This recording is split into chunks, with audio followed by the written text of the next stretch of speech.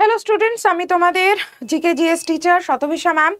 আজকে আমরা পশ্চিমবঙ্গের নদ নদী সম্পর্কে জানবো। একদম ছোট্ট ইনফরমেশন, যেটা বেশিরভাগ সরকারি চাকরিতেই তোমাদের দরকার হয়। পশ্চিমবঙ্গের নদ নদী থেকে বেশ কোশ্চেন আসে। দেখো, গোটা ভারতের নদ নদীর থেকেই কোশ্চেন আসে, ওটাও ইম্পর্টেন্ট। কিন্তু যেহেতু পিএসসির পরীক্ষা তোমরা বেশি দাও, বেঙ্গলের ছেলেমেয়েদের মধ্যে এমনিই একটা টেন্ডেন্সি আছে, আমরা বেঙ্গল গভর্নমেন্ট, আর এর কোনো ভুল নেই এটায়, যে হ্যাঁ আমি যে রাজ্যে আমি বাস করি, আমি যে রাজ্যের ছেলে বা যে রাজ্যের মেয়ে, আমি সেখানকার চাকরি এম করবো, এটা তো কোনো অন্যায় নেই। তো পিএসসির পরীক্ষায় দেখবে, তাই জন্য সব থেকে বেশি কোশ্চেন, সেটা নদ নদী হোক, আবহাওয়া হোক, বা কৃষিকাজ হোক, শিল্প সংস্কৃতি হোক, সেটা সব থেকে বেশি পশ্চিমবঙ্গ থেকেই আসে। তো পশ্চিমবঙ্গের নদ নদী সম্পর্কে আজকে আমরা জানবো। একদম কুইক একটা সেশন হবে, যেটা একটু তোমরা নোট ডাউন করে রেখো, একটু হলেও তোমাদের আইডিয়া হবে যে কোন জায়গায় কোন নদ নদী। যেমন ধরো, আপকামিং পরীক্ষা আছে ক্লার্কশিপের, বা মানে যেরকম পিএসসি কথা বলছে যে এবারে হয়তো ক্লার্কশিপের পরীক্ষা হতে পারে, নতুন ভ্যাকেন্সি আসতে পারে, বা মিসলেনিয়াসের পরীক্ষা হতে পারে, বা মিসলেনিয়াসের জন্য নতুন ভ্যাকেন্সি আসতে পারে।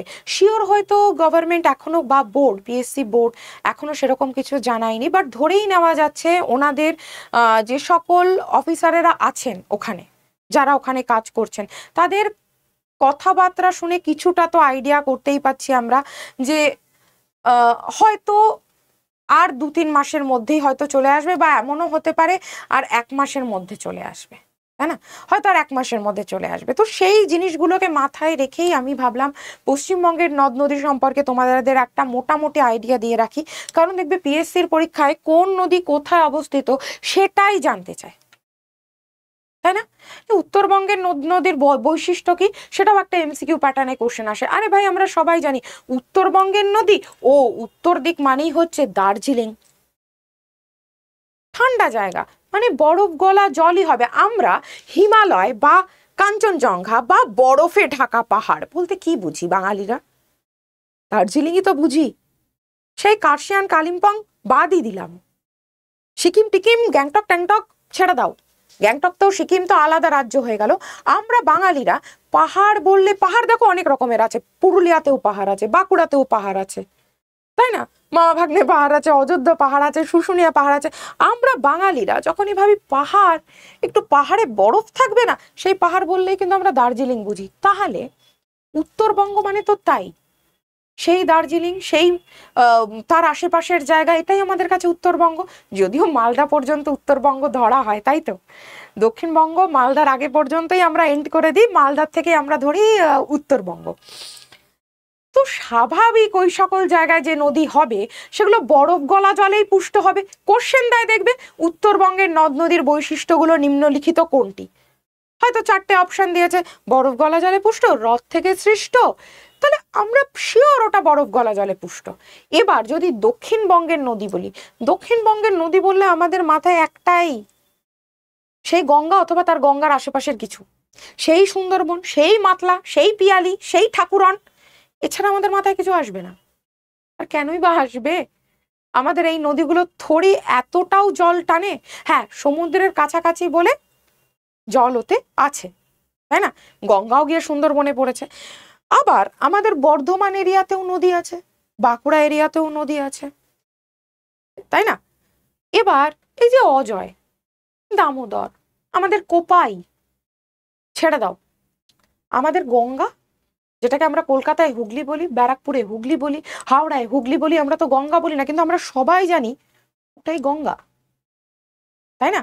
আমরা সবাই জানি ওটাই গঙ্গা। কিন্তু বেঙ্গলে যেই গঙ্গা ঢুকেছে ভাই, কলকাতা, হাওড়া, চন্দননগর, ব্যারাকপুর, সোদপুর, কোন্নগর, আমরা বলবোই না গঙ্গা, আমরা বলবো হুগলি নদী।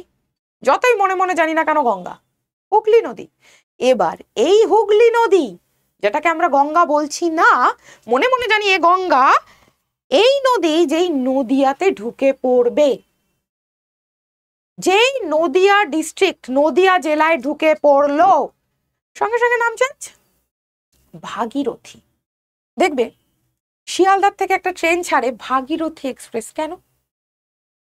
হুগলি এক্সপ্রেস বলতে পারতো, কারণ ট্রেনটা শিয়ালদার থেকে ছাড়ছে কলকাতা ছেড়ে ও নদিয়ায় ঢুকবে, মুর্শিদাবাদে ঢুকবে, ভাগীরথী এক্সপ্রেস লালগোলা পর্যন্ত যাবে, মানে মুর্শিদাবাদ, নদিয়া ডিস্ট্রিক্টের ওপর দিয়ে যাবে, কৃষ্ণনগর, রানাঘাট, তারপরে গিয়ে বহরমপুর, লালগোলা, ভগবানগোলা গিয়ে শেষ হয়ে যাবে।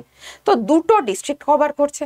যে দুটো ডিস্ট্রিক্টের পাশ দিয়েই গেছে আমাদের গঙ্গা, যেটাকে আমরা হুগলি বলছি না, গঙ্গাও বলছি না, বলছি ভাগীরথী, সেম নদী। এগুলোই আমাদের মেন নদী। এবারে জলঙ্গি আছে, সেটাও আমাদের দক্ষিণবঙ্গের নদী, তাই না?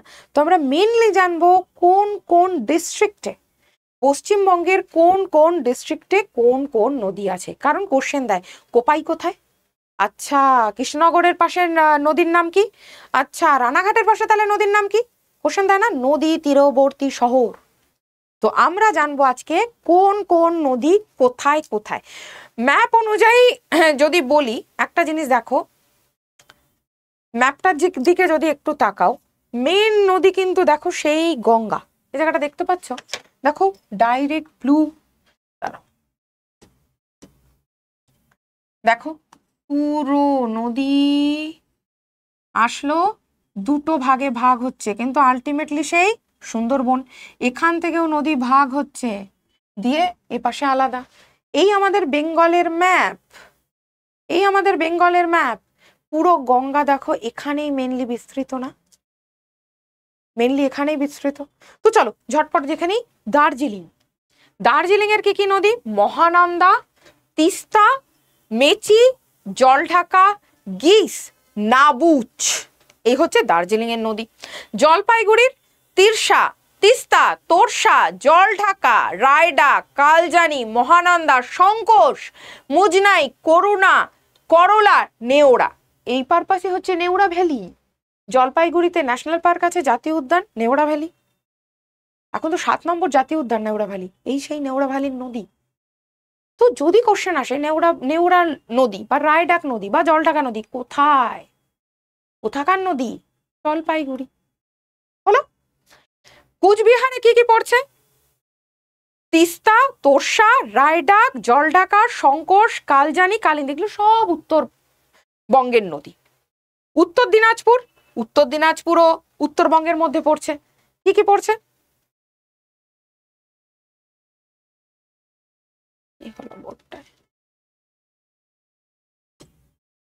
মহানন্দা, আন্নাই, নাগর, গামর, কুলিক। আমরা জানি কুলিক ফরেস্ট কোথায়, রায়গঞ্জ, রায়গঞ্জ কোথায়, উত্তর দিনাজপুর, তাহলে নদী।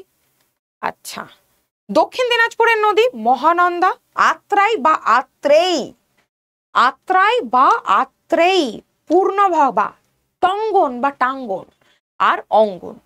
মালদার কি কি, মেন নদী মালদার ভাই মহানন্দা, মেন নদী মালদার মহানন্দা। এছাড়া কি গঙ্গা, মহানন্দা, কালিন্দী, পাগলা বা পাগল, হিরমতি, টাঙ্গন, নাগরা, পুনর্ভবা, এগুলো সব মালদার।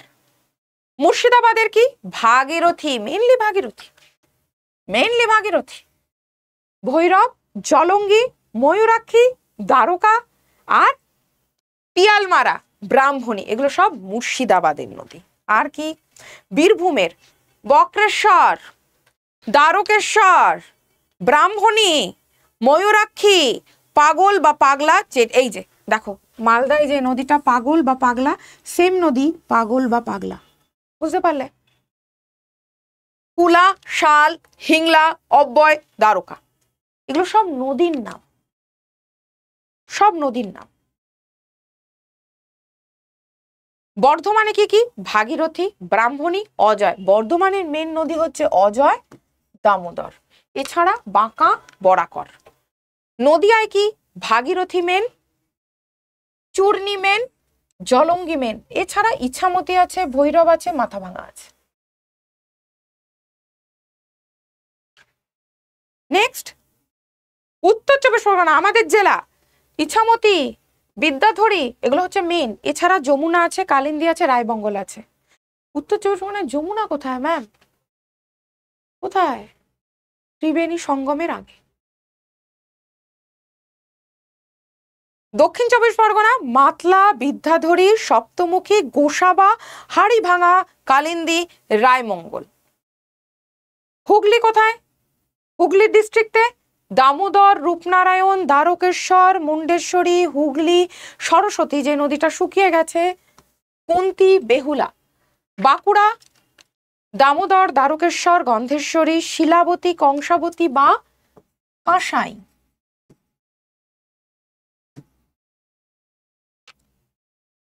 পুরুলিয়া দ্বারকেশ্বর, কাঁসাই, দুধভরিয়া, ঢাকা, কুমারী, দামোদর, কুবরু, হনুমতি। পূর্ব মেদিনীপুর রূপনারায়ণ, সুবর্ণরেখা, ধারডেল, দ্বারকেশ্বর, হলদি, রসুলপুর। পশ্চিম মেদিনীপুরের হচ্ছে সুবর্ণরেখা, দ্বারকেশ্বর, কাঁসাই, শিলাই।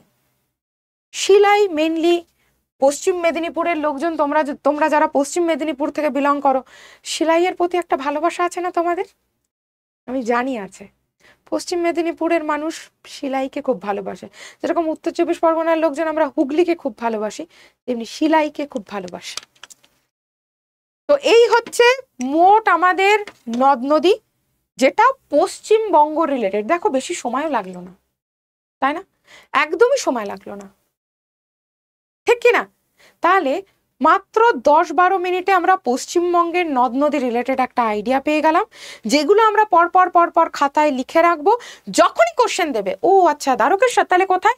আমরা মাথায় ভেবে ফেলবো, ও দ্বারকেশ্বর মানে তো পুরুলিয়া, বাঁকুড়া, পশ্চিম মেদিনীপুর। এবারে আমাদের অপশানের দিকে তাকাতে হবে, পুরুলিয়া আছে কিনা, পশ্চিম মেদিনীপুর আছে কিনা, যেটা অপশানে থাকবে ঠিক করে দেবো। তো নদ নদী একটা ইম্পর্টেন্ট রোল কিসের জন্য? মানুষের জীবনে তো অবশ্যই। সাধারণ মানুষ কেন, পৃথিবীর প্রতিটা মানুষের জীবনেই নদ নদীর একটা আলাদা প্রভাব আছে, প্রকৃতির আলাদা একটা প্রভাব আছে। এছাড়াও পরীক্ষার জন্য, সরকারি চাকরির পরীক্ষার জন্য, পিএসসির জন্য পশ্চিমবঙ্গের নদ নদী জানা প্রচন্ড প্রচন্ড প্রচন্ড ইম্পর্টেন্ট। জানতেই হবে আমাদের, তাই না? জানতেই হবে যে করে হোক। তো তার জন্য আজকের এই ছোট্ট সেশনটা আমার মনে হয় একটু যদি তোমরা দেখে নাও, বেশ তোমাদের ভালো লাগবে। এবং জাস্ট 10 মিনিটের কাজ, জাস্ট একটু খাতায় নোট ডাউন করে নাও, জাস্ট। এবং ওটা বারবার দেখতে থাকো, মাথার মধ্যে গেঁথে যাবে। একদিনে হচ্ছে না, 10 দিন ধরে দেখো। জাস্ট 5 মিনিট করে রোজ একবার উঠে দেখে নাও, বা ঘুমোতে যাওয়ার আগে 5 মিনিট দেখে নাও, তাহলেই জিনিসটা করায়ত্ত হয়ে যাবে, তাই নাকি?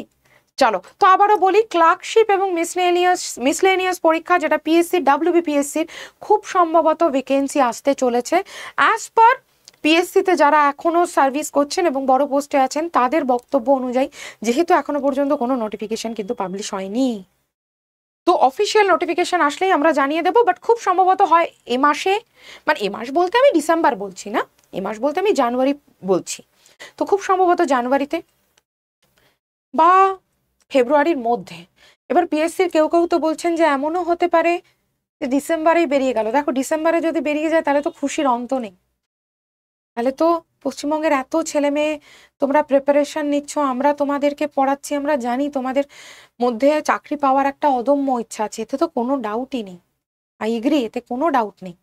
বাট ওই আর কি, যত তাড়াতাড়ি জিনিসটা আসবে তত আমরাও শিওর হতে পারবো, স্টুডেন্টদেরকে সেইভাবে রেডি করে দিতে পারবো যে হ্যাঁ তোমরা এই চাকরিটার জন্য ঝাঁপিয়ে পড়ো, এই টপিকগুলো পড়ে যাও। কি হয়, পিএসসি যদি একটু আমাদের শিওর করে, আমাদের সবাইকে, যারা পশ্চিমবঙ্গে এখন জব সিকার, সত্যি সরকারি চাকরি চাইছে, আমাদের একটু সুবিধা হয়ে যায়, স্টুডেন্টদের একটু অনেকটা সুবিধা হয়ে যায়, একটা রোড ম্যাপ করে দিতে যাচ্ছে, এইটা পড়ে যাও, এই ব্যাচ আসবে আমাদের, বা এই জিনিসগুলো আমাদের জানতে হবে, তুমি যদি এই ব্যাচটা নিচ্ছ একবারে চেষ্টা করো। এবার সব কিছু নিয়েই তো আমরা আপাতত প্রচন্ড পাজেল না। ঈশ্বর করুন যেন সত্যিই জিনিসটা হয় এবং খুব তাড়াতাড়ি হয়।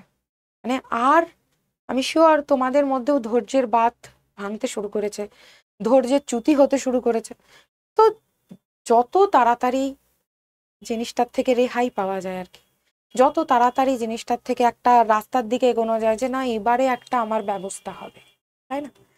চলো, ক্লাস ভালো লাগলে লাইক করো, বন্ধুদের সঙ্গে শেয়ার করো, বিশেষ করে যারা ডাব্লিউবিপিএসসি রিলেটেড পরীক্ষা দিচ্ছে, 2024 ডাব্লিউবিপিএসসি রিলেটেড পরীক্ষা দিচ্ছে, যে কোনো পরীক্ষা, সেটা ফুড এসআই হোক, ক্লার্কশিপ হোক, মিসলেনিয়াস হোক, ডাব্লিউবিসিএস হোক, কমেন্ট করে জানাও কোনো রকম অসুবিধা যদি হয়। আর অবশ্যই করে আমাদের আড্ডা 24/7 বেঙ্গলিকে সাবস্ক্রাইব করে বেল নোটিফিকেশন প্রেস করে রেখো, যাতে আমার ক্লাস এবং অন্যান্য স্যার ম্যাডামদের ক্লাস তোমাদের কাছে ফ্রিতে পৌঁছে যায়। আজকের সেশন আশা করি তোমাদের সবার ভালো লেগেছে। সকলে ভালো থেকো, সবাইকে জয় হিন্দ।